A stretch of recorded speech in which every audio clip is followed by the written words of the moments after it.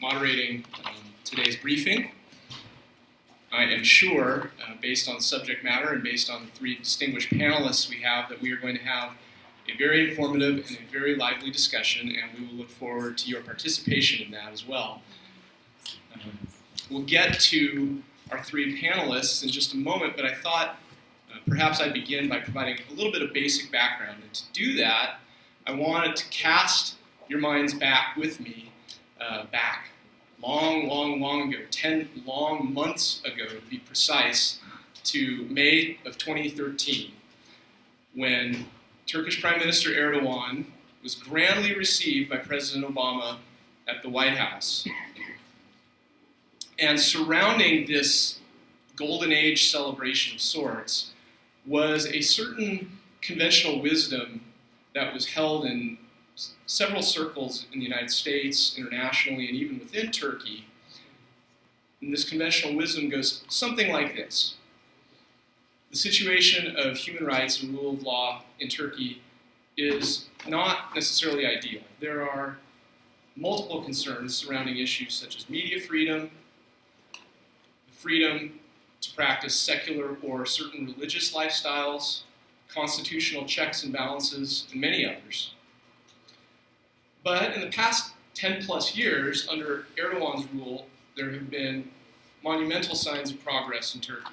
Economic and political reforms have grown and strengthened Turkey's middle class to heights that had been unthinkable previously.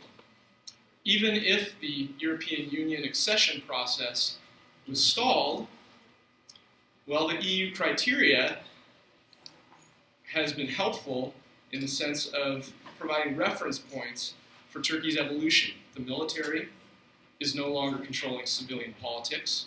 There's a peace process underway with Turkey's Kurds. And even if Turkey's quote-unquote model is not perfectly replicable for the countries of the Arab Spring, it at least provides a relative good example to emulate in certain respects. And additionally, it's not clear that under another leader, things would be any better in Turkey, given the track record of past regimes and questions surrounding the current crop of opposition leaders. And ultimately, Erdogan rules the roost in Turkey. He is Turkey's choice. Again, this is the conventional wisdom. Even though he's gotten into a little domestic trouble with his policy on Syria, he remains wildly popular. And this isn't likely to change absent some unforeseen events or sudden economic reversals. And since Erdogan's the only destination in policymaking, whatever human rights and rule of law issues that need to be broached with him need to be raised prudently, keeping in mind that there are a broad range of strategic priorities involved in the U.S. relationship with a longtime NATO ally such as Turkey.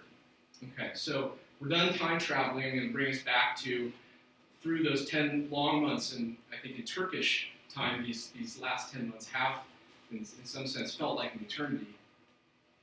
Given what's happened to Turkey in those 10 months since, I'd like to ask, has the conventional wisdom changed? And if so, how?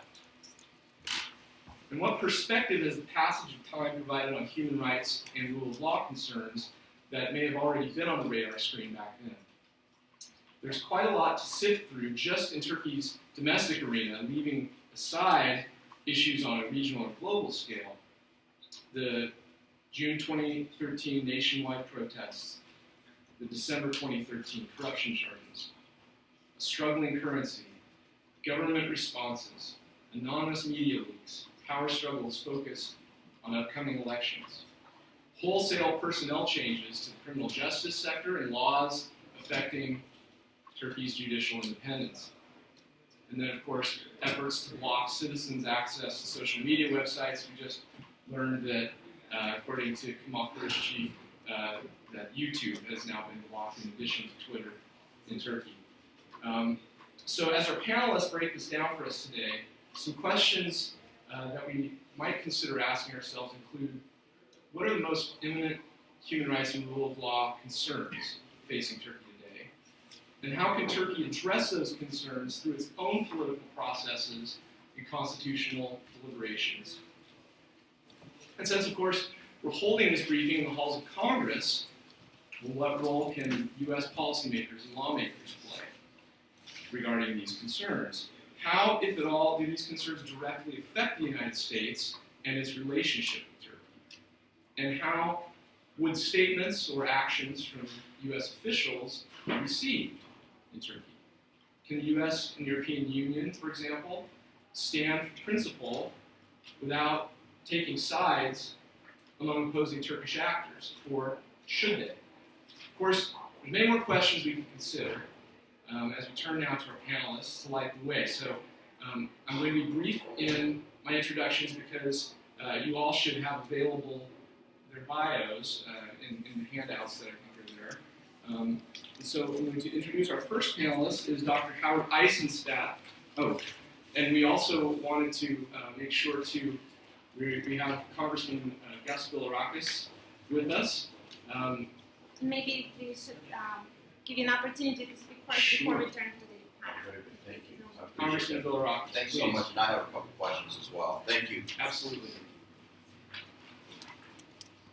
Thank you very much, and I know we have other members here, but we finished up a little early today. I have two of my sons here, so that's why I'm here thinking of them over the weekend. But I want to thank Dr. Zanotti and members of the Lantos Human Rights Commission. What a wonderful person. I had the opportunity to serve with him, and my dad served with him. They were great friends. They worked on these issues together, human rights issues, for many, many years. But I thank you for holding this important briefing regarding such a dynamic and troubling situation in Turkey. I'm honored to be here alongside, of course, the experts, and I really appreciate y'all being here. I've never been able to understand how Turkey, a country positioning itself for entry in the EU, can continue to deny citizens even basic human rights, such as the freedom of religion, the freedom of speech, and the freedom of expression. I'm especially concerned, of course, about the viability of the Eastern Orthodox Church.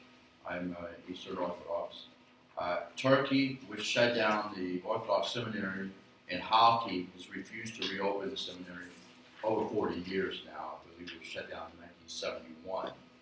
As elders in the Orthodox Church age, this policy could extinguish the nearly 2,000-year-old church that over 250,000 faithful belong to, again, all over the world. I think we have close to 3 million, maybe 3 to 5 million Orthodox Christians here in the United States.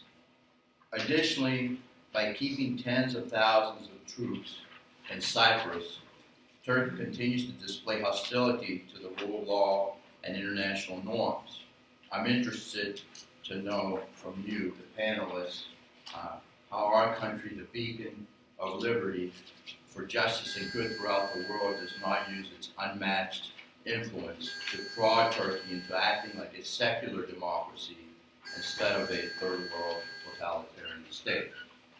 I'm greatly troubled by various news reports out of Turkey that the Prime Minister Erdogan intends to convert Hagia Sophia, the Basilica, and of course a beautiful symbol of Orthodox Christianity, into a mosque. I personally will do everything in my power as a United States Congressman to prevent that from happening. The remarkable church was built, as you know, as a testament to the Christian faith.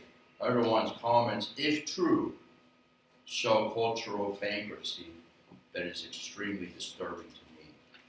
And I know I'm preaching to the choir here, but just like you and all civil-minded folks, the recent intolerance from certain members of the Turkish government is alarming to me, and is jeopardizing the positive democratic reforms, in my opinion, the country has made in the past decade.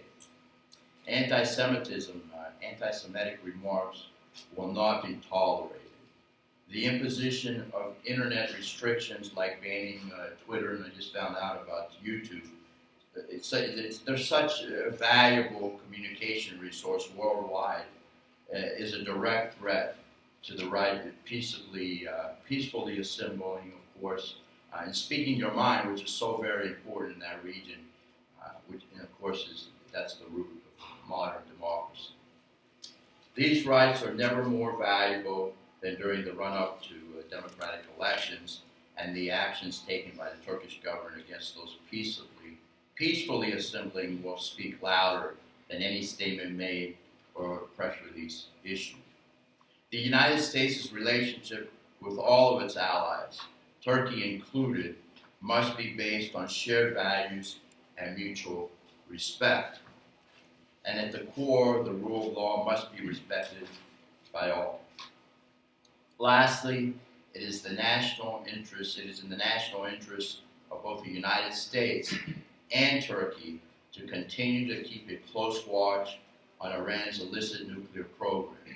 Relations between Iran and Turkish banks in the last decade point to a troubling entanglement of funds that could ultimately support terrorism. My hope is that the entanglement is a thing of the past, as any assistance to subversive Iranian or Syrian groups would completely undermine U.S. national security interests and pose a serious danger to the allies worldwide, Turkey included. An ally of the United States must respect democratic values and cherish an opportunity like this one today to dig deep and examine a troubling situation with experts in the field. And so I'm interested to hear your thoughts on these questions and many others from my colleagues, and I have a couple here in addition. It is often said, and you don't have to address this at this particular time, but I'd appreciate a response, even if it's a written response, that would be fine. It is often said that religious freedom is the canary in the coal mine when it comes to democracy and human rights. This certainly seems to be playing out in Turkey right now. The recent backlash in democracy follows missed opportunity after missed opportunity to provide full religious freedom in Turkey, especially to its Christian minorities. Given the present political situation and the fact that Turkey is going to hold 3 elections in the next 18 months, what progress can we expect on the opening of the Halki Theological Seminary and the restoration of full religious freedom to the ecumenical patriarchate? Again, I've asked these questions even in Turkey, and we always have hope, and nothing seems to happen, unfortunately. The next question is, there has been some discussion about Turkey's ability to leverage its growing Western connections and have a modernizing effect on other Muslim states. Is this a realistic expectation, or is it too optimistic? If you think it is realistic, does it seem like Turkey's recent oppressive actions against its own citizens greatly hinders any positive effect it could have on Eastern countries? And the final question, there is obvious dissonance between the beliefs of secular citizens and the government's imposition of Islamic ideals. How much will the upcoming elections receive the tensions between the two groups? Is there a chance for more equal representation, or will it be a reflection of the current government? Thank you very much.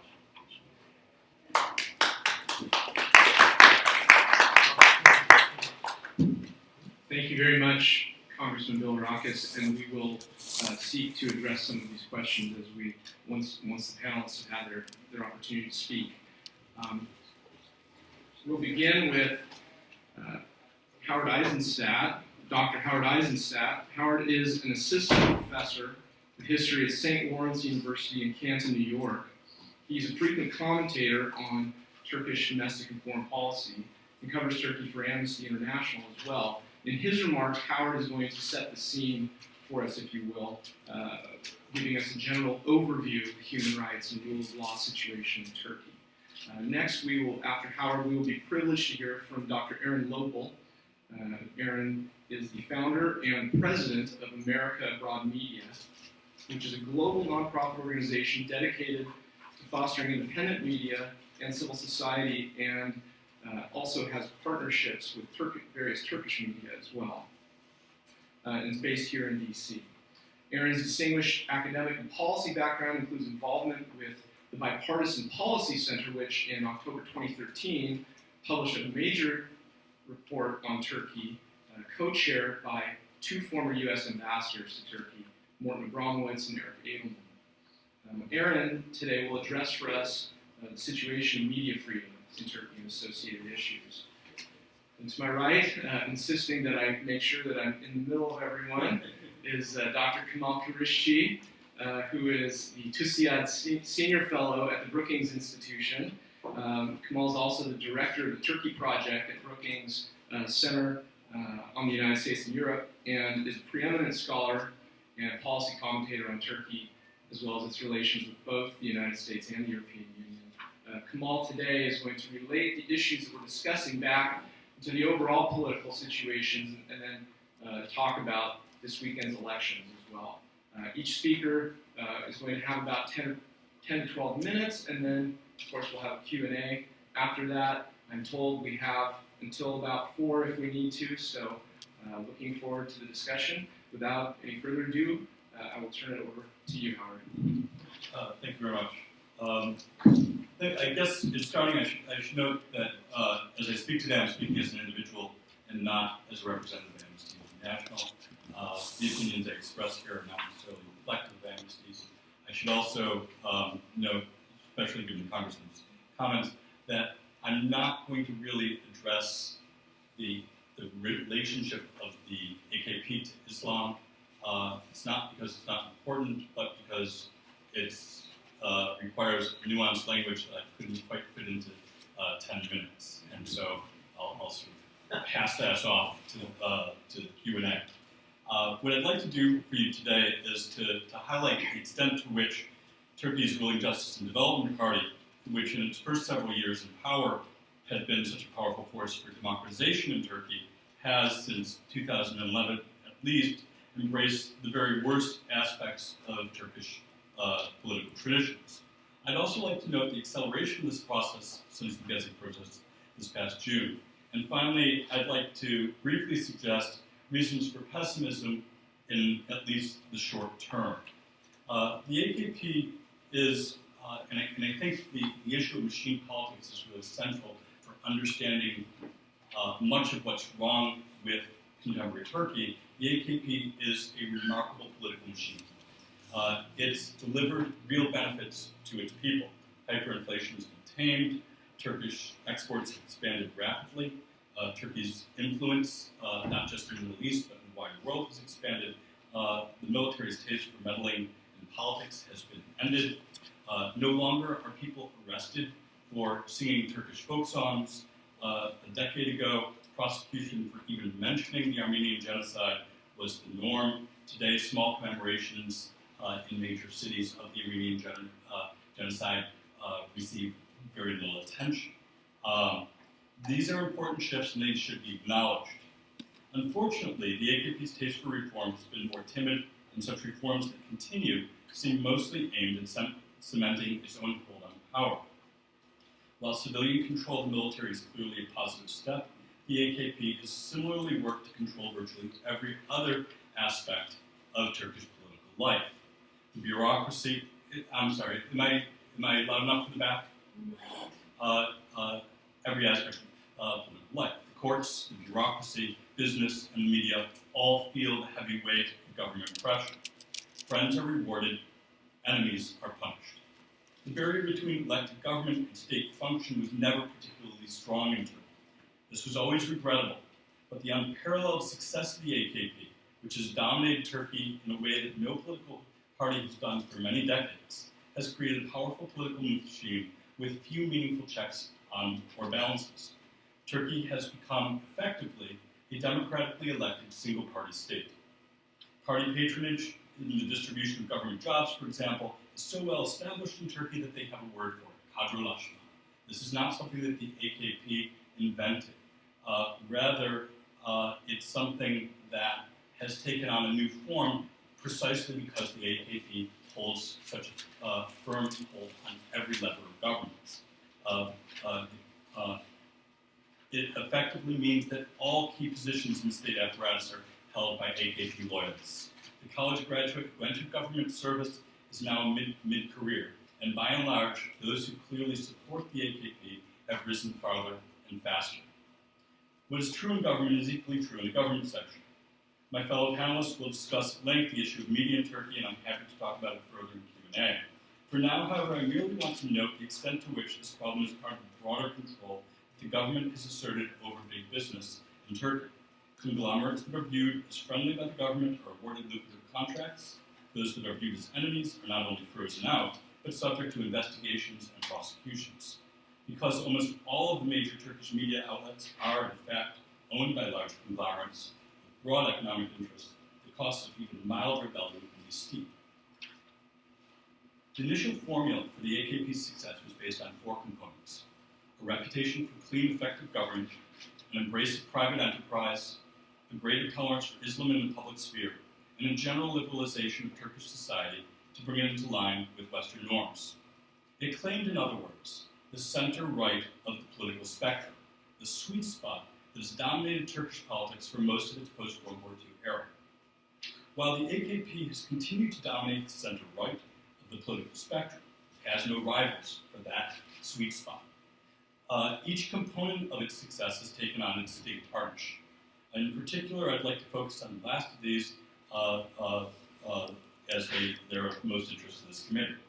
One important engine of Turkey's judicial reform has clearly been the large number of unfavorable judgments against it in the European Court of Human Rights. It has now passed a series of 4 packages aimed at addressing major complaints, and each of these has in fact represented an improvement. What I would underline, however, is how remarkably small bore the reforms have been, how unambitious each reform package has been. They seem more interested in finding an expression for a system for keeping the laws on the books and limiting those ECHR rulings than they are in actually solving the problems. There have been improvements, for example, in overly vague language of anti-terrorism statutes, but these laws are still broad and liable to abuse. Intellectuals, journalists, lawyers, and activists who have neither engaged in nor advocated violence remain in prison today. It is not, therefore, that the AKP has simply backtracked, rather the limits of its vision and thus its capacity to reform have become clearer. It will do nothing that will undermine its own hold on power, and its legal reforms are aimed primarily at protecting the interests of its own core constituents. The narrowness of the AKP's vision has become more dangerous as its hold on power has become more firm.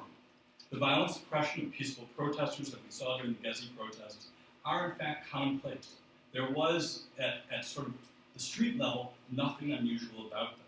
They've been, it happens virtually every week in Eastern Turkey. Just 2 days ago, a 10-year-old boy was struck in the head and hospitalized by a tear gas canister. It's common practice for Turkish police to aim tear gas canisters directly at the heads of rioters. Only a month before the Gezi protests, a Labor Day rally in Taksim Square was suppressed with equal violence. Only a month before that, a protest aimed at saving a historic cinema was subject to the same sort of abusive police behavior. The Gezi protests weren't different because of what the government did.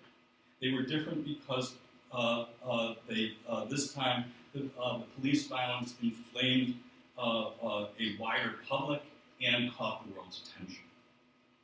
Much of the initial commentary on the Gezi protests suggested that these events might spark a new era in Turkey. I am less confident. I would suggest that there are 6 basic outcomes of these protests. The first is that it's clear that police continue to use unlawful violence. It's continued since June, and they continue to do so with impunity. The tactics used in June were used this week. They were used last week. And with few notable exceptions, prosecutions of abuse have not moved forward. In fact, a single prosecutor has been tasked with investigating all of the hundreds of complaints against police violence that took place last summer. In many cases, prosecutions are stymied by the mysterious disappearance of key evidence. The Turkish government has responded to the second point. The Turkish government has responded to the crisis not by greater liberalization, but by intensifying control. The ban on Twitter that has dominated the news and the ban on YouTube that will no doubt dominate the news tomorrow are merely examples of this. In response to volunteer medical personnel treating protesters, the government imposed new restrictions on providing emergency medical services.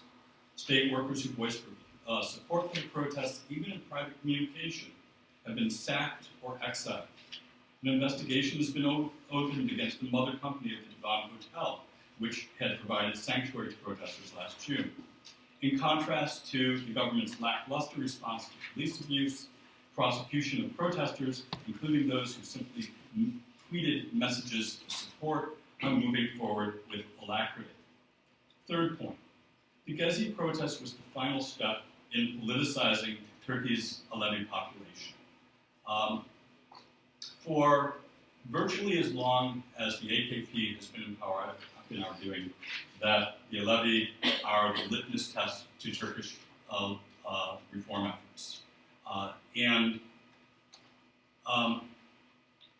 Up until about a year ago, maybe 2 years ago, I couldn't get anybody to listen because there's no Alevi constituency. It seems wildly remote and exotic.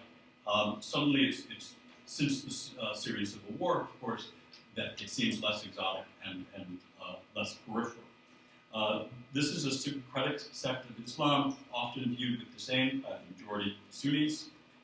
Relations between the Alevi and the AKP were never good. They've only gotten worse over the course of the Turkish civil war. And the Gezi protests are often framed as this middle-class uprising, and clearly there's an aspect of that. But a lot of the worst violence took place in working-class Alevi neighborhoods, both in the provinces and in Ankara and in Istanbul. And it's worth noting that all 6 of the protesters who were killed during the Gezi protests were in fact Alevi. I don't think they were specifically targeted, but it speaks to the more extensive use of violence in those working-class neighborhoods. Fourth point, Gezi has not fundamentally undermined the AKP's electoral position. The party has suffered some internal dissent, most notably the Gulen faction of the party, and it's appeared to lose minor electoral support. At the same time, opposition parties are divided, lack a potent positive message, and are led by, frankly, lackluster politicians. If polling data is to believe, the AKP will suffer at most minor losses in the municipal elections on March 30th. I'm running low on my time, so I'll make the last couple of points quickly. The byproduct of this intensification of control and the lack of optimism I have for the elections is that there's a real risk of social unrest in Turkey. And that is likely to intensify if the economy goes south. I would also point out that Western influence is probably at its lowest point, at least until the presidential elections in August. Erdogan benefits from picking fights with the West. I think that's part of the reason for the Twitter ban and the YouTube ban. I don't think he really thinks it'll end the message. I don't think he really thinks that it will ban Twitter or YouTube effectively from Turkish society. I think he's picking a fight because it mobilizes his base and portrays him as a strong figure.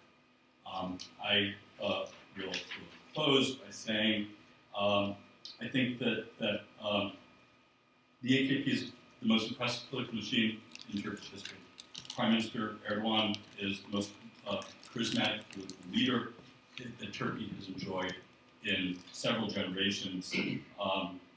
But its view of democracy is exceedingly and dangerously narrow. Its taste for control is too strong, and at least for the near future, Turkey is looking at a very bleak period.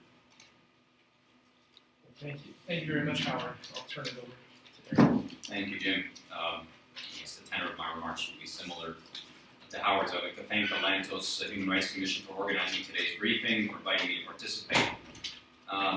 The organization I found, as Jim said, American Broad Media, produces programming with media channels in Turkey and in the Middle East. And I've also been a member of the Bipartisan Policy Center's Task Force on U.S.-Turkey relations. I want to begin just by making a few overarching comments on the rule of law in Turkey and then speak more specifically about media freedom, obviously in the news today with the YouTube ban. I believe the Lantos Commission's focus on the situation in Turkey is well warranted because conditions inside Turkey are, in my view, becoming increasingly dangerous with the real possibility of significant unrest, violence, and instability in the coming months. The AKP, led by Prime Minister Erdogan, has won 3 consecutive parliamentary elections in the last decade, and they may win more, with local elections this weekend and presidential and parliamentary elections in the next year, year and a half. And yet Turkey under Prime Minister Erdogan and the AKP is in great danger of becoming what Thomas Jefferson called an elective despotism. And that's a popularly elected government that has, over time, undermined the separation of powers, checks and balances, and the rule of law. That Turkey is now facing one of the biggest political crises in the history of the Republic would seem surprising if one were to consider the conventional wisdom. Go back and read much of the expert analysis in Washington or in our own media since the AKP came to power over a decade ago. It can't have been right that it was one thing a year ago and now so completely different a year later. Not your view necessarily, but the characterization of the conventional wisdom. I believe that we failed to anticipate this growing crisis in Turkey's liberal democracy, and for a few conceptual reasons. First, the point I already noted above and should not need much elaboration here in the halls of the U.S. Congress. Democracy and liberty are not the same thing. And the genius of our founding fathers was in designing a system that limits the power of government and prevents the tyranny of the majority through the separation of powers, series of checks and balances, and independent judiciary, etc. A popularly elected authoritarian who destroys the rule of law is no better than any other kind of authoritarian. Second, we sometimes forget that our own experience historically with religious freedom has not been as positively experienced everywhere else in the world. The classic quote from Tocqueville, he says, "In France, I had almost always seen the spirit of religion and the spirit of freedom marching in opposite directions. But in America, I found they were intimately united and that they reigned in common over the same country." I think Turkey's experience with religion has unfortunately been more like France's, where religion and freedom marched in opposite directions. And an important founding principle of the Turkish Republic was to enshrine secularism to ensure that Islam did not encroach on people's freedom. In my view, over the last decade, our inclination, based on our own historical experience, has been to downplay or ignore concerns about the ideology of the AKP and its impact on liberal democracy in Turkey. Third, because Turkey prior to the AKP was clearly a flawed and still maturing liberal democracy, observers often ascribed a moral equivalence between the AKP and the Kemalist system that preceded it. Each side, it was said, has been equally intolerant and illiberal towards its opponents, just in different ways. I believe this false equivalence has been a grave mistake that has contributed to our confusion and has slowed our response. And here let me illustrate my point by segueing into media freedom, obviously an incredibly important matter since freedom of the press is such a crucial pillar of any liberal democracy. It's often said, or maybe it was said more a year ago than now, that media was never really that free in Turkey. The military would often or sometimes pressure the press, television, newspapers, etc., directly or indirectly, and there were red lines that Turkish journalists couldn't cross on Kurdish or Armenian issues, for example. So one could conclude that under Prime Minister Erdogan, the content of the red lines has changed, but the overall constraints on media freedom are really no different than the past. I think this view is dangerously mistaken, and I think I'm probably sounding less controversial today in making this point as I might have been a year ago or 2 years ago. It's extremely important, I think, to underscore that the freedom of Turkish media after 10 years under Prime Minister Erdogan has become notably, qualitatively worse than before. And this deterioration has accelerated as the AKP has consolidated its power in Turkey. Turkey's fallen on the World Press Freedom Index that Reporters Without Borders compiles, fallen precipitously. In 2008, Turkey ranked 102nd out of 173 countries on the index. 5 years later, in 2013, it fell to 154th. That was probably completed before Gezi Park, even some events of the last year. Some examples of this. As you know, Turkey now joins North Korea, Iran, China, and Syria as the only countries to ban Twitter, or try, since the ban has been radically ineffective. A few weeks ago, the Turkish government passed a new law that allows the authorities, without a court order, to block web pages under the guise of protecting personal privacy. And now we have the banning of YouTube. And obviously this banning of social media is so important when the rest or many parts of the conventional mainstream media have been muzzled. Second, at least 2 tape recordings have been released, which the Prime Minister has not denied as being authentic, in which Prime Minister Erdogan is heard calling senior media executives, pressuring them to stop, in one case, broadcasting a speech by opposition MHP leader Devlet Bahçeli, and second, stop a panel discussion that included criticism of the government over the Gezi Park protests. This confirms what has long been known about aggressive pressure from the Prime Minister's office and the Prime Minister himself against press coverage critical of the government. And clearly this pressure has succeeded. It's estimated that since the protests a year ago, at least 60 journalists have been fired as a result of direct pressure from the Turkish government or due to self-censorship on the part of media owners who fear the government.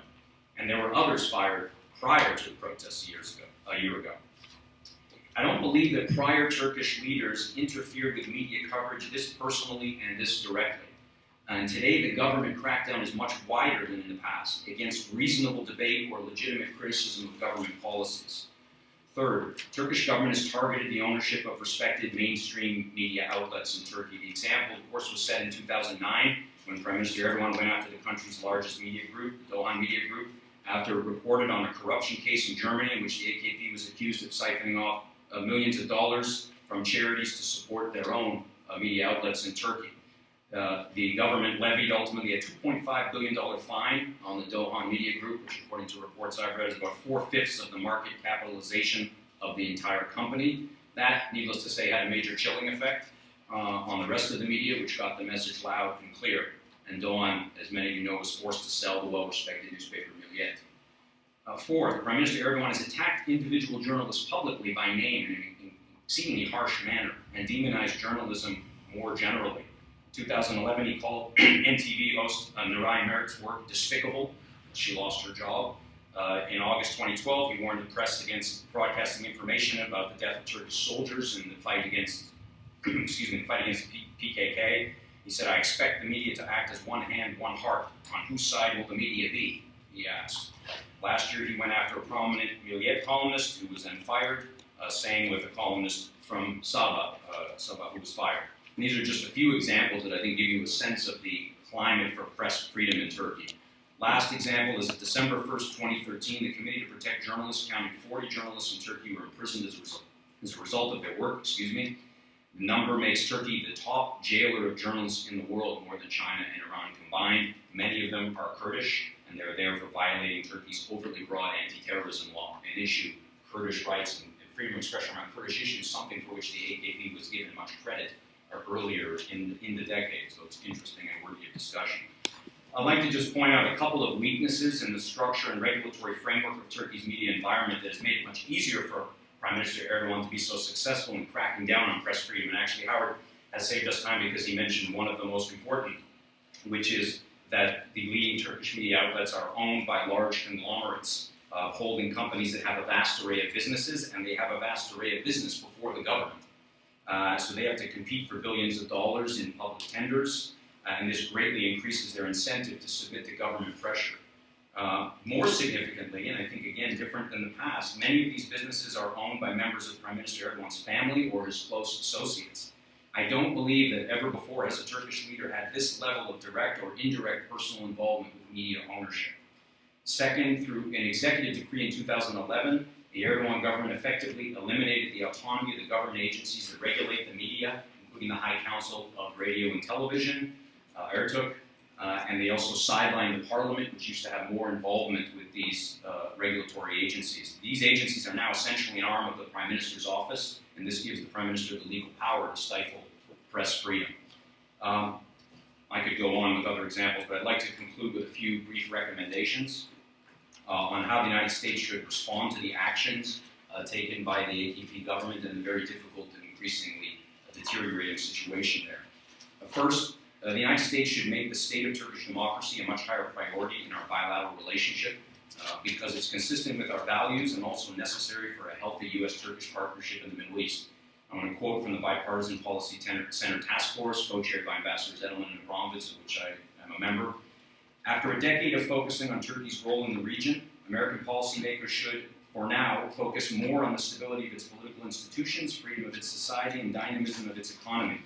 Given the U.S. need for a strong and stable democracy as a partner, U.S. policy for the near term needs to focus on Turkey's domestic politics so as to return Ankara to a position where it can once again play a more positive role in the region. Second, the United States must change its approach and be much more openly critical and vocal about the deterioration of the rule of law in Turkey. I was one of 84 signatories to a letter to the President, co-sponsored by the Bipartisan Policy Center, Center for American Progress and Foreign Policy Initiative. The letter states, quote, "We believe it's important now to make it clear, privately and publicly, that Prime Minister Erdogan's autocratic actions and demagoguery are subverting Turkey's political institutions and values and endangering the U.S.-Turkey relationship," unquote. Third, the U.S. government should be more vocal and critical about the state of media freedom specifically, and we should more openly align our approach with Europe, which has been much less reticent about making its views known. My last quote here from the Bipartisan Task Force report, which says it better than I could alone. "The limitation on civil liberties, such as the freedom of expression and assembly, have been among the most blatant examples of democratic backtracking in Turkey. Washington should speak out against the imprisonment and firing of journalists, the targeting of businesses belonging to opposition figures for arbitrary audits and investigations, and other means of muzzling dissent that are being employed in Turkey.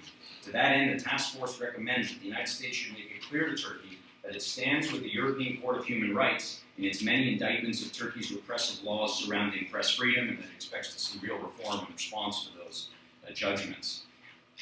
I'm also concerned that there may be darker days ahead for Turkey. I'm deeply concerned about it. I think press freedom is a critical component of the current crisis, and the United States, for reasons we can discuss, has a real stake in the outcome. So I want to thank the Lantos Commission again for calling attention to this critical issue, and I would urge the Congress to devote further time and attention to this matter in the coming weeks and months.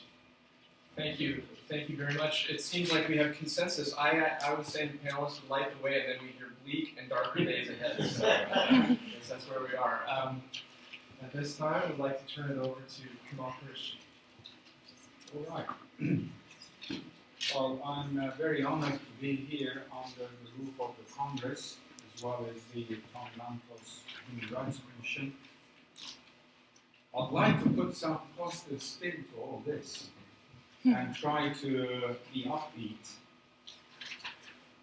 I think we're going through extraordinary times in Turkey, and that is accentuated by the fact that this government, under the leadership of the Prime Minister, experienced probably first time in its political history liberal democracy. Roughly from 2002, 2003 to about 2011, as it was pointed out, 11 or 12. This was also a period when I think Turkey, for the first time, saw the rise of democrats. For a long time, Turkey, some would have referred to it as an illiberal democracy or a democracy without actual democrats. And what I mean with democrats is the youth, the professionals you actually saw in the early stages of the Gezi Party. This is also a country, as it was mentioned earlier on, that saw the expansion of its middle class, together with it also the expansion of civil society. However, there is a dilemma here, and it's a two-faced dilemma. One, an internal one. The internal one has to do with the fact that there is a leader that is capable of mobilizing an important chunk of the electorate. I agree with Aaron, and especially his quote from Tom Jefferson there. However, this is a leader, and this is a country that has not yet absorbed, understood, and internalized the notion of checks and balances. The Prime Minister frequently points at a slogan at the Turkish Parliament that has been sitting there since time immemorial, or since the establishment of the Republic. There was a context for which that slogan is there, and that slogan says that sovereignty lies with the public or the people without any conditions. And this is exactly what Erdogan has been highlighting in the course of about 2-3 years, which makes him sound more and more like Vladimir Putin rather than a member of the transatlantic community. The other side of the other face of the coin, if you wish, there is that Turkey is living in a very difficult neighborhood. That neighborhood was a promising neighborhood with the collapse of the Soviet Union, the end of the Cold War. There was a lot of expectations that the area would move in the direction of the values held in the transatlantic community. And it's not that there was no movement towards direction. Bulgaria, Romania became members of the European Union. The European Union came up with its neighbor policy, promising the possibility of eventual, vaguely, membership to Ukraine, to the Caucasus as well. However, in 2008, disaster struck, the European Union began to retreat, the United States began to retreat, and the vacuum is being filled somewhat brutally by a major power in the neighborhood. To make matters worse, dimmer if you wish, the Arab Spring that had for a moment, fleeting moment, made us think that the Arab geography was also going to move in the direction of greater democracy and maybe even liberalism, has drifted into the kind of violence as well as instability that we are familiar with. Turkey sits in the midst of it, with the exception of Greece and Bulgaria next door. However, these are two countries that are also having difficulties. Greece is having difficulties with its economy.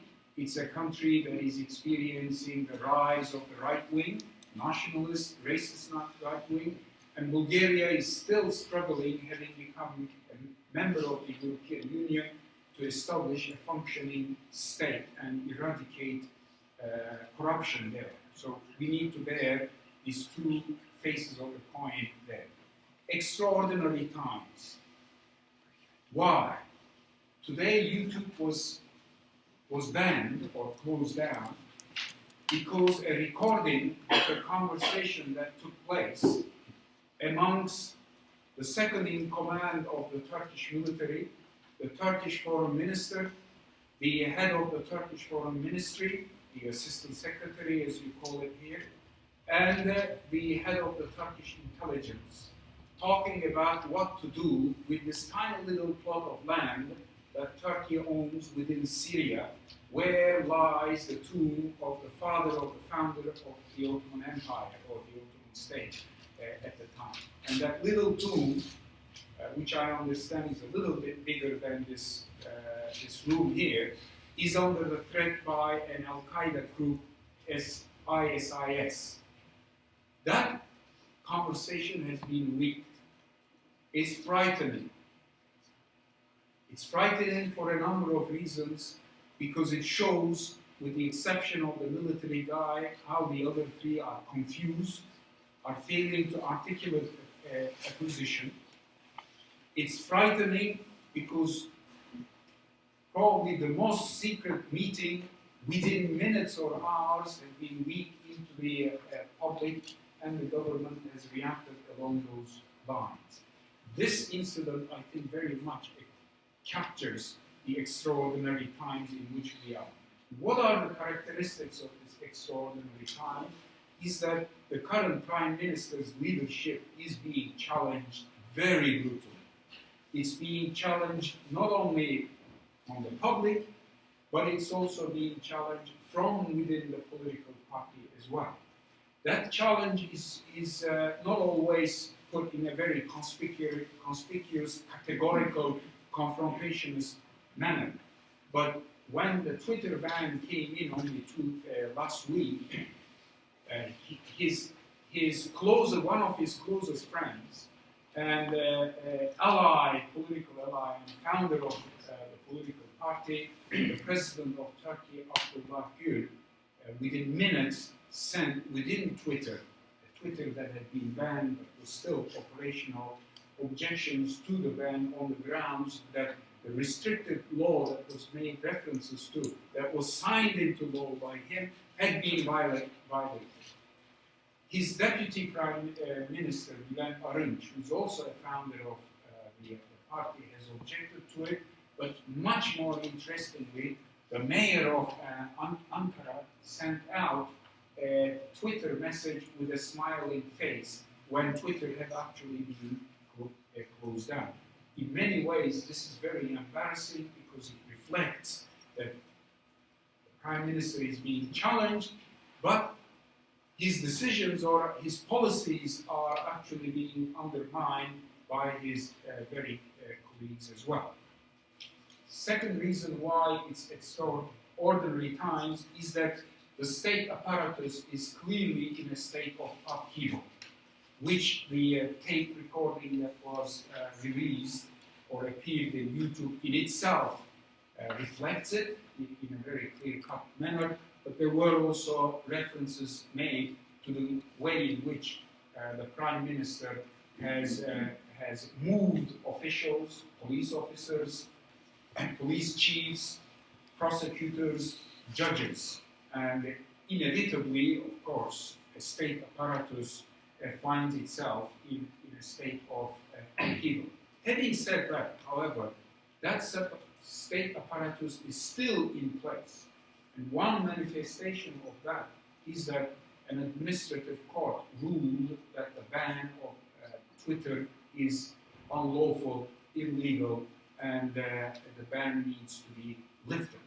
To me, this is a sign of how the state apparatus is still there. And I could share many examples of this to do with the Ministry of Foreign Affairs, the Interior Ministry, or the police itself. Third characteristic, we like to cite numbers here, and there is no ranking order here. There is a very nasty power struggle that is taking place between the Prime Minister and his immediate entourage and what is known as the Gülen movement, a business, humanitarian, philanthropic, educational movement whose leader is actually based in Pennsylvania, here not that far from Washington, D.C. The Gülen movement is in a retreat, and it's a movement that gives some credit to the Prime Minister, had actually infiltrated the state apparatus and created what the Prime Minister has called a parallel state. And though some of the commentary about the YouTube law and the blockage and the tape recording that has emerged point fingers at the United States and at Israel for the leakage of the tape, some also speculate that the parallel state is still functioning and that that tape was released as a result of it. It's not surprising that this is taking place because on Sunday the Turkish electorate is going to go to the ballot box. This is going to be an election occurring on the heels of 16 general elections and 13 local elections that Turkey has held. And the one pillar that Turkish democracy continues to rest wobbly is that these elections, by and large, have been free and fair elections. There is great concern that that pillar may actually suffer in the coming elections. Very quickly, what might be the outcome of the elections? Take a little bit more time with the elections. Yeah, 5 minutes. Yeah. You might regret that. I'm gonna stand by. You will take Erdogan-esque intervention. No comment on that. Just about 10 days or 2 weeks ago, we released a report at Brookings called Turkey Goes to the Ballot Box, and I believe some of you picked up copies of it. This was a report prepared by a good friend and colleague who is one of the leading students of electoral studies, if you wish. on the basis of 70 polls that he has examined. However, he qualifies that you have to take those results with a pinch of salt. Averages them, and the support for the governing political party from just early December to the end of February had fallen from 50% to 42%, while the opposition party's performance only increased by 3 or 4 points during that period. We don't have access to recent poll results. This is not a significant drop for what has been happening in Turkey, and especially the way in which it has been described. One reason for this, that the economic slowdown has not yet beaten the public, and the public first and foremost cares about economic performance there. Secondly, corruption in these public opinion polls do not appear as high up on the agenda of the Turkish electorate, which is something unfortunate.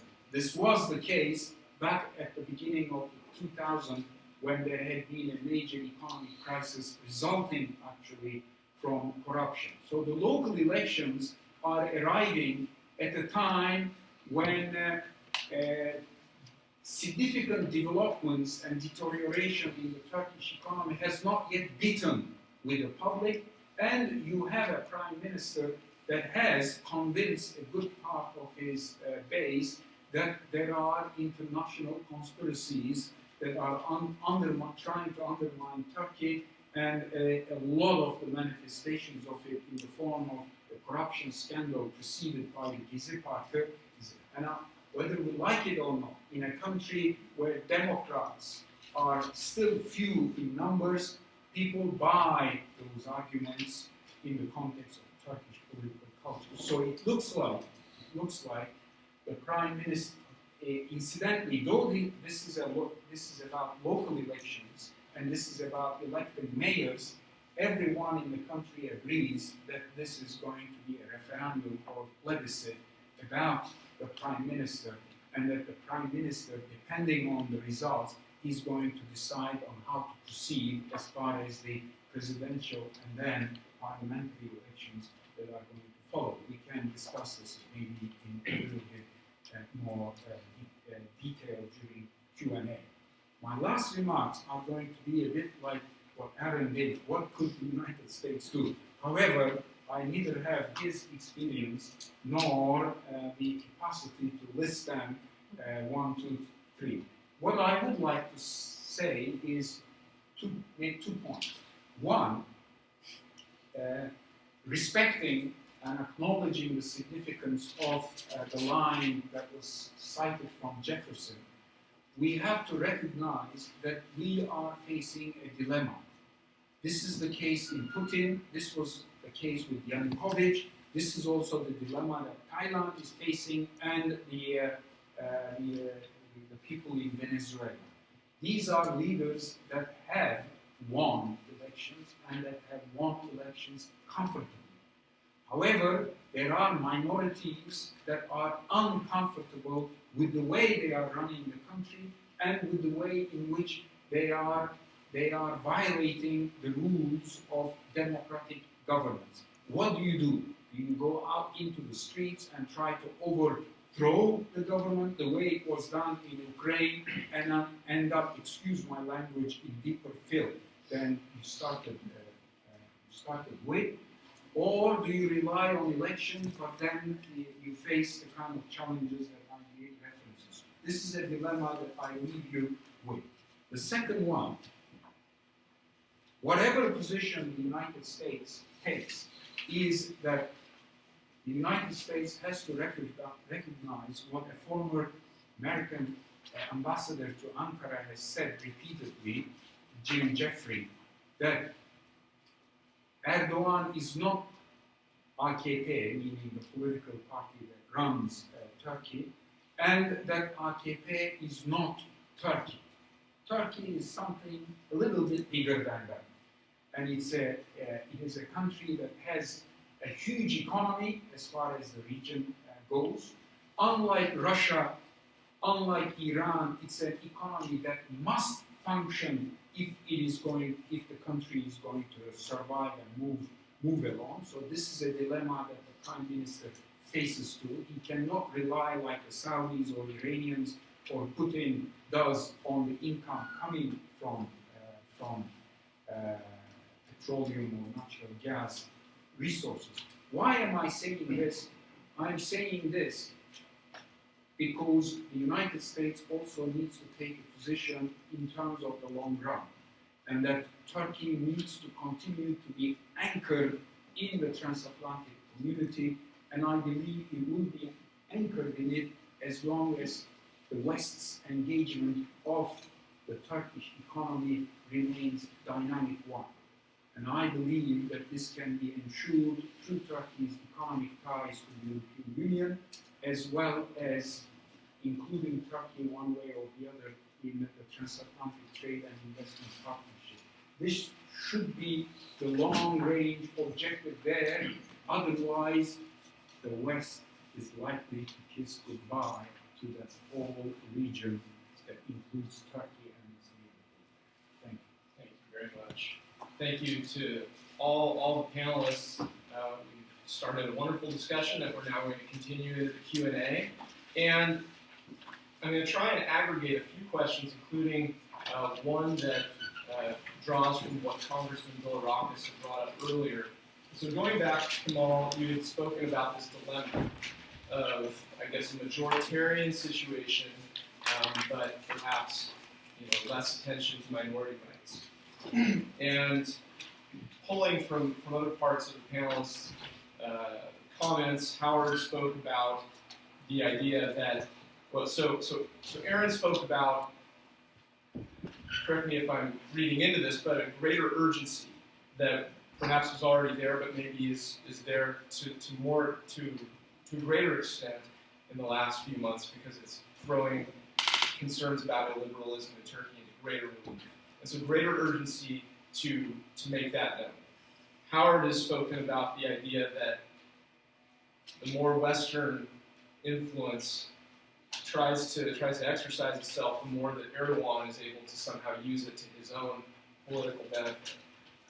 I'm interested. I mean, I was just kind of taking note as Kemal was talking about the fact that, from his point of view, Turkey has not absorbed checks and balances. The idea of checks and balances. I scribbled down kind of expectations that people have had as far as he referred to this to some extent when talking about the economy as an anchor and being sort of anchored in with the West through the economy. So just in the last few years or decade, you've had people referring to the EU as an anchor and somehow an effective check. During the Gezi protests, it was people power to some extent. Even just in the last few months, there have been journalists talking about the Gülen movement perhaps being some sort of a check on untrammeled power, the judiciary's independence. Abdullah Gül is sometimes, thrown out as a rein on this power, and so it seems as though there's this casting about for where can you find this check, and it seems as often there's this sort of external interest in having that, and can it be something that through words or deeds from the United States or other actors can somehow come about, or is the process going to be something that the Turks themselves are going to have to struggle with and figure out? And so Kemal had spoken about this to some extent, but I'd like to kind of open that up to the panel, and Kemal, if you want to come back in on that as well. The question of how much influence or role do external actors play Sure. in a potential check? Right, absolutely. Well, I would just make a couple of quick comments. I mean, there's so many interesting points that I thought were raised by my fellow panelists, a lot of things that we could talk about, but, the task force that I was on thought about this very difficult issue about when do you, as the United States, make your criticisms private, when do you make them public. I think one of the conclusions, and I can't speak directly for the ambassadors and so on, but I think one of the conclusions was, one thing's for sure, one approach we tried, it hadn't worked.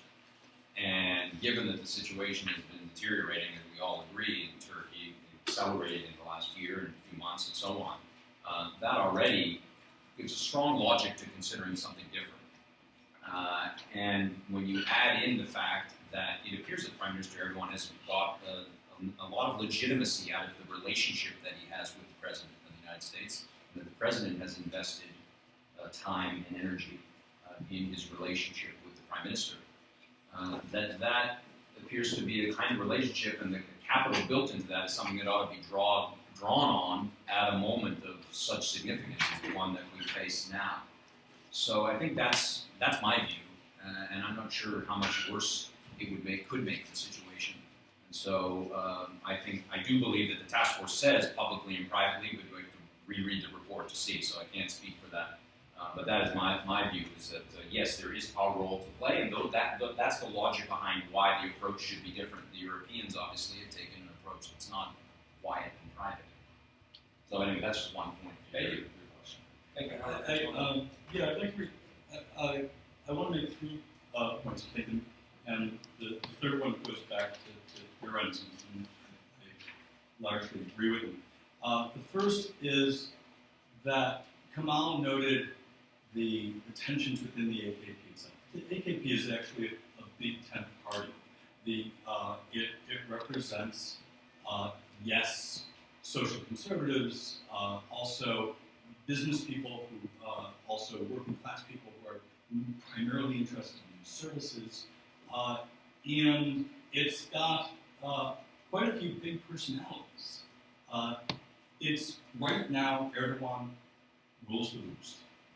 That's not necessarily always going to be the case. If the economy turns south, if his health, forbid, turns south, there's all sorts of ways in which the tent of the AKP can fragment. And in fact, we've seen that the Gezi protests accelerated tensions, as Kemal pointed out, between the Erdogan wing and the Gulenist wing of the AKP. And we assume, or at least I assume, that much of the leaks that we're seeing right now that seem timed and directed at undermining him are coming out of that. Right? So that's tensions within the party, and it's a coalition, and it's not necessarily always going to be there. The second point that I would make is that international institutions do make a difference. Yes, Turkey's responses to the European Court of Human Rights have been, in my view, small, but they have been responses. Turkey takes its relationship to international institutions seriously, and they have a real effect on the direction of Turkish politics. That's the record so far. What the record will be in the future.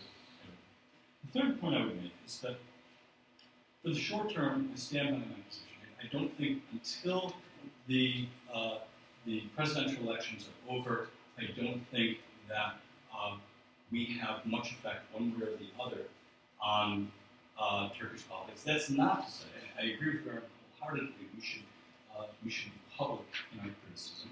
I think that's good for us. I think it's good for Turkey. And I think that our audience in Turkey is not simply the government, but also the people. I would also say, however, that at some point in the future, assuming that Erdogan remains in power, and if I were a betting man, that's how I would bet my man. He's going to want to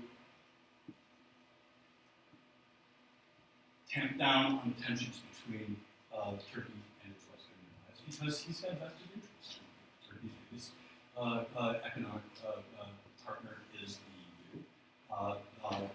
Turkey still needs and wants NATO. Turkey is deeply invested in its Western alliance, and at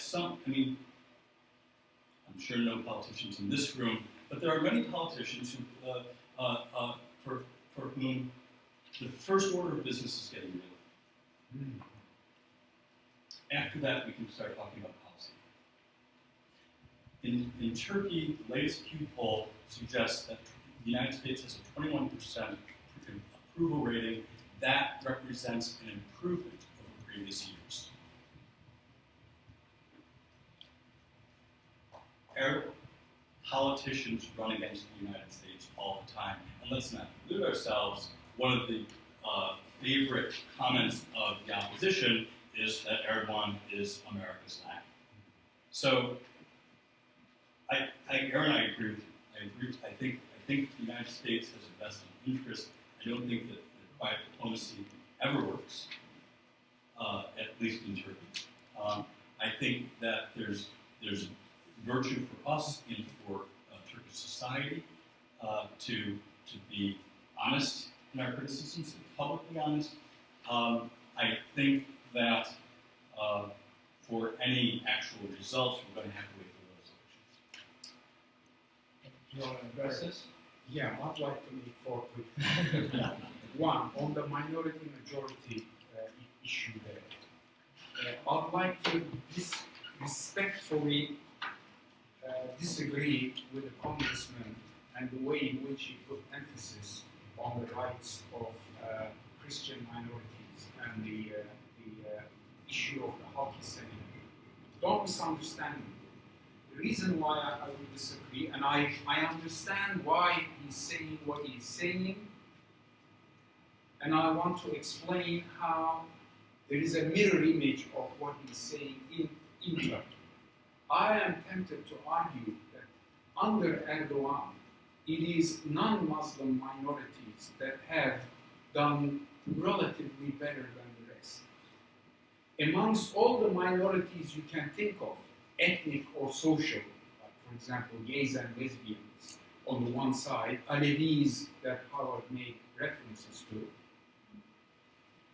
non-Muslim minorities have done relatively better. They ought to do much better. But just as the Congressman feels the need, because of his constituency and local politics, to raise the issue of the Halki Seminary, his counterpart in Turkey raises the issue of Halki Seminary being open if there is a mosque that is opened in Athens.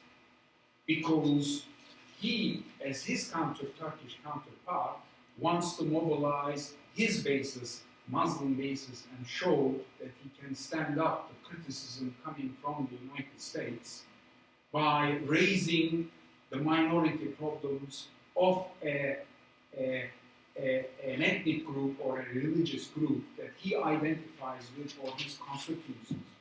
So one needs to bear that in mind. Turks to figure out this on their own. I have often thought about what this means. A country, people working things for themselves. I wish there was more time. I wish we were in a class, in a lecture, in a seminar where we could discuss this in detail. Somehow I cannot help but think of what happened in Turkey in 1960 when the military intervened, somewhat in a political crisis similar to this one. The Turks, so-called, or Turkey, was not given a chance to sort out the problem for themselves politically. And I think we're going through a period that I think where the Turks are being, it seems the Turks are trying to sort this out on their own, and this may well be the most positive things that is likely to come out. And in this context, I would like to come back and say, refer back to what I said earlier on. Compared to the 60s, 70s, 80s, 90s, and possibly early 2000, what sets Turkey apart in this context is that Turkey now has democrats, especially in business circles, in university circles, in media circles. And those democrats care more about liberal aspects of democracy, liberal aspects of a market, and liberal aspects of rule of law too. And they are being articulated by this, and I happen to be holding the position of one such association called TÜSİAD, the association representing businessmen and industry. And they're not the only ones. Interestingly, ones that were close to Gülen and one that were close to Erdogan have been expressing these two because they recognize that business and growth of business, growth of economics needs the rule of law. And there I'd like to come to what the United States can do. There is what can be done at the micro level, and there I agree with Aaron and also their report that the United States should speak out, make public their complaints. But there is also the macro, the strategic level. Sending out clear messages that Turkey belongs to the West and that the West, in this case the EU and the United States, is going to engage Turkey as a member of the transatlantic community in the longer distance.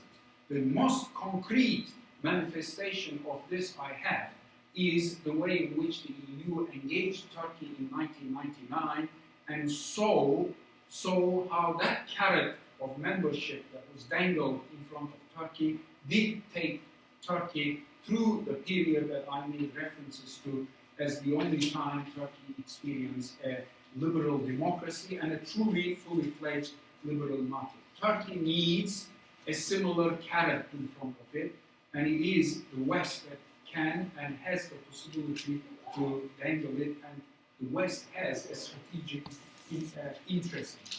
However, I do also appreciate that the United States often finds itself in a position where you try to play a role, you're damned, and you try not to play it, you're damned again. But that comes with a package of being a leader in world politics, and we see the challenges of that in the context of the Ukrainian and Crimean crisis. I wanted to get it going since we don't have a whole lot of time left, at least probably bundle a few questions. So I'd like to open it up if any of you would like. And if you could state your name and your affiliation while you're at it.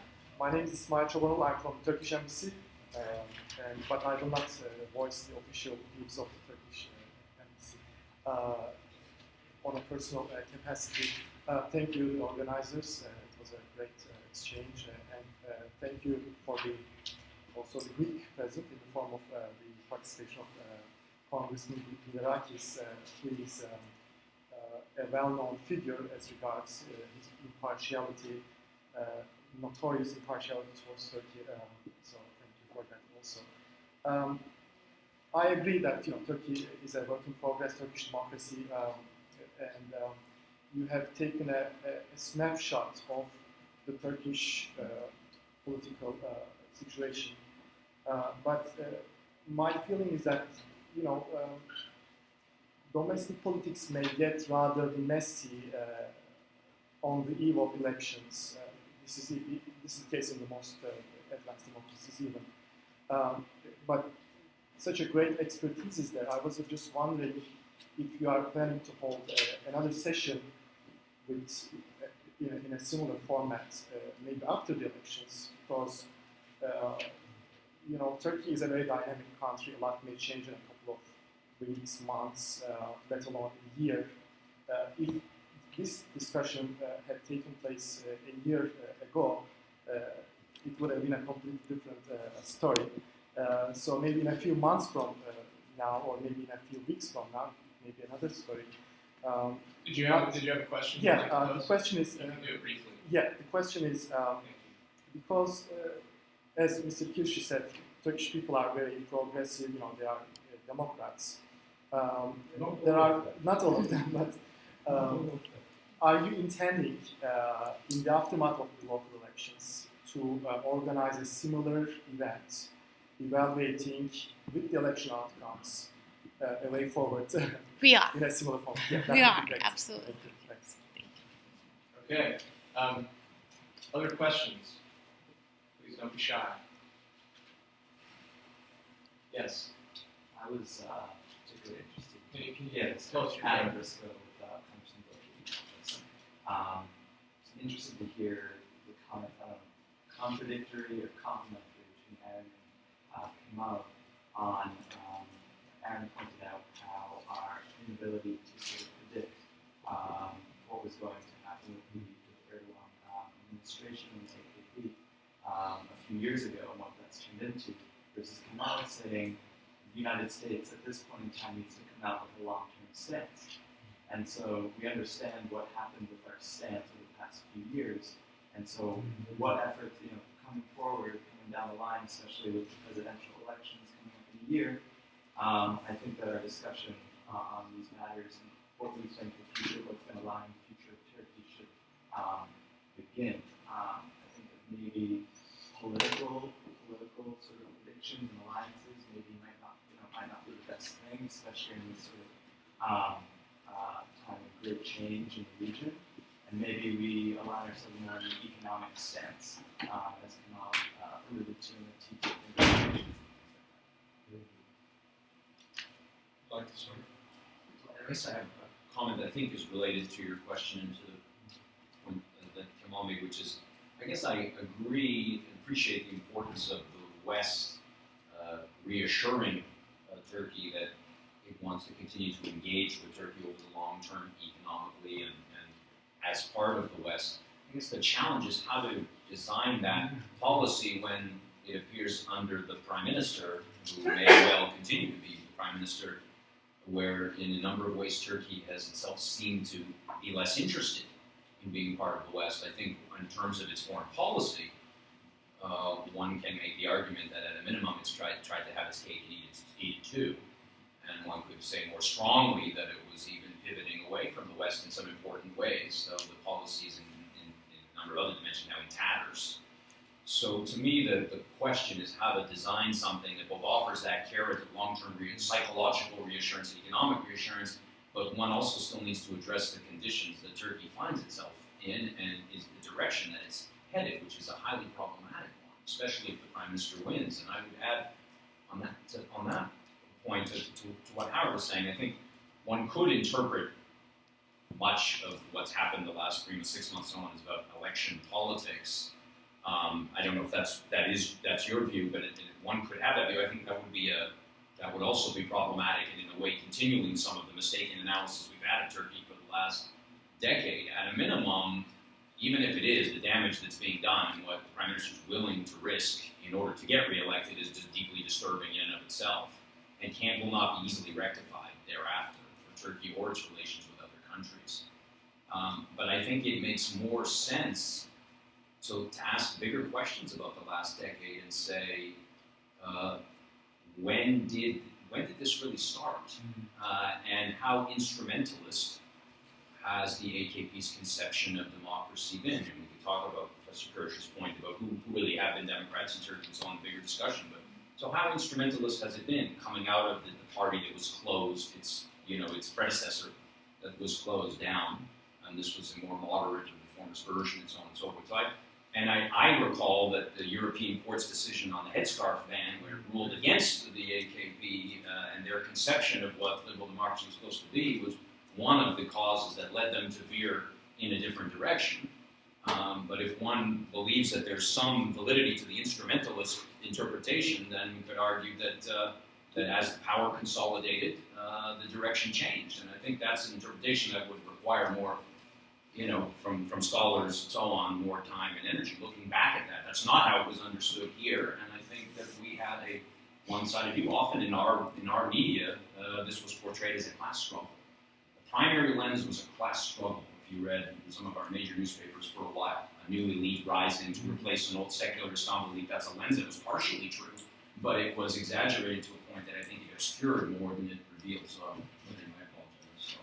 Yeah, also, I think the question that Aaron raises is a very important one, and Aaron's question about how to design it is a very important one. When I look back at the 2000s, and this is a period when I was fully engaged in these issues as an observer, as a student of it, not as a maker of it, I would argue the reference point that Aaron took, the European Court of Human Rights decision, is a very important, significant one.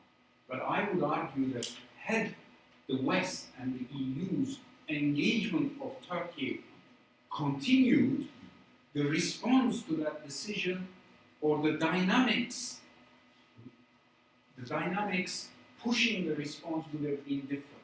We must not forget that, as it was mentioned, AKP is a coalition. And within it, there are clearly instrumentalists of the kind that Aaron has made references to, in the sense that they want to transform Turkey from this secular, let's say, democratic, Western-oriented entity to something else, something significantly else. But there are also many others who want to see a Turkey where Muslims can enjoy their identity publicly, be conservative, but also see a country that has a working liberal market, has its institutions that are in place, and maintains close relationship with the West. I follow Turkish trade statistics very closely, and 2013 is a fascinating year because suddenly Turkey's economic engagement is moving back towards the European Union.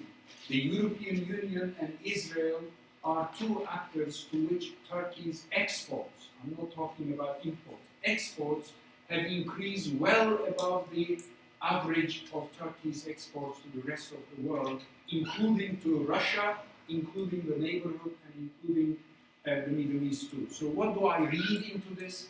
I read messages coming from the bottom towards the top, saying that redirect us for economic reasons, but also redirect us for the reasons, the mess in which Syria is and the way in which Turkish foreign policy has gotten it wrong. If I was asked to summarize 2013, beyond what we have talked about, this is what I would stress, and it's very significant. That the messages are very clear, and it's important for the West to respond to this while Turkey tries to sort out these issues within itself as it will come out from the local election. So I agree with our colleague from the Turkish embassy that it would be interesting to have such an event in a couple of weeks' time. Did you want to say something? I mean, I'll be very brief. For Erdogan or any leader of the center right to survive, as Kemal pointed out, Turkey is not a red state. It needs a functioning market economy. It needs imports. It needs finances, and it needs exports. Erdogan or whoever replaces him needs a relationship with the West. That does not mean that Turkey is going to be the kind of close ally that it was during the Cold War. Turkey's regional politics are more complicated, its economic relationships are more complicated, and the world is more complicated. That said, they need us, we need them, and our opinion counts. Two quick statistics. I think it's 58% of Turkey's natural gas from Russia, 44% of Turkey's oil from Iran. Sure. And this is what's so sad about how things have turned out is that for those elements in the AKP and those people in Turkey who want to just have more public expression of their religious identity, obviously the experience of the AKP was so important, not only for Turkey, but for so many countries in the region, the broader Muslim world, the Muslim majority, to see how this experiment worked out. And because it's going so far off the rails, I think it's devastating, actually, and has much larger historical significance, which we could talk about another time. But at the moment, it almost seems like Tunisia's Islamists are doing a little better, and they were willing to give up power, though under great duress. And I think, obviously, the question that remains to be seen in Turkey is this prime minister willing to give up power? And so far, how he reacts to when his power is threatened is profoundly disturbing. And so that just saddens me most of all. So sorry to finish on a sad note. I know we're bumping up against time, but I would like, perhaps Kemal, you had talked about getting to it in the Q&A, but the election scenarios. And because we've got local elections this weekend, but then that feeds into presidential elections of the late summer, and then parliamentary elections the following year. I'm not an expert on elections, but what is being debated and talked about in Turkey is that the Prime Minister, under normal conditions, is going to look at the results. And if those results are around 42-43%, he will announce it as a major victory success. Because in the previous local elections, his party had only received 39%. The opposition, on the other hand, is going to come out massively saying this is a complete defeat because you fell down 8 points. And then the next step that I think the Prime Minister is going to have to take is to figure out whether he's going to run for the presidential elections. And it's so ironic that because of the crisis that had erupted in 2007, they introduced a new presidential election law which requires the candidates to go to the public. So the public is going to elect the president, unlike in the past when the parliament would be elected. He needs 50% plus one vote. And given the position he's in, and given the absolute majority, and even in its high point, the AKP only got just under 50. So he wants that 50% plus, and if he can't get it, he will go to the second round. And we know from the French presidential elections, for example, when we go to the second round, the dynamics suddenly change. While the opposition may have been divided between more than one candidate during the first run of elections, in the second one they might unite and make it pretty much impossible for him to be elected, and that would mean the absolute end of his political career. With the ambition with which he is burning is going to make it very difficult for him to take that decision. Do I go for the presidency position, or do I change the very laws that I put into place in the political party and give up on 3 terms, or do I change that and say I'm going to run for a 4th term and go for the general elections in about 18 months' time? We will find out that on Monday. I hope, though, in between, that somehow violence doesn't erupt in Turkey in one way or the other. That's what I am deeply concerned about, besides damage being done to Turkey's reputation for running fair and free elections. I imagine we can get consensus on that. Howard, Yeah, just on this, the elections coming up, I guess my biggest concern, I have concerns about the fairness of the elections. There is a lot of chatter about that. But I'm almost as concerned about the chatter because the record so far has been that elections have been free and fair. I think the AKP could win without gerrymandering the system. And if my impression is that there are a tremendous number of people in opposition who are deluding themselves as to their chances, and that I suspect that regardless of whether the government actually rigs the election, I think that there's it's going to emerge out of this election with, again, less legitimacy and a greater sense on the part of the opposition that they have no hope within the electoral system because this is Thank you.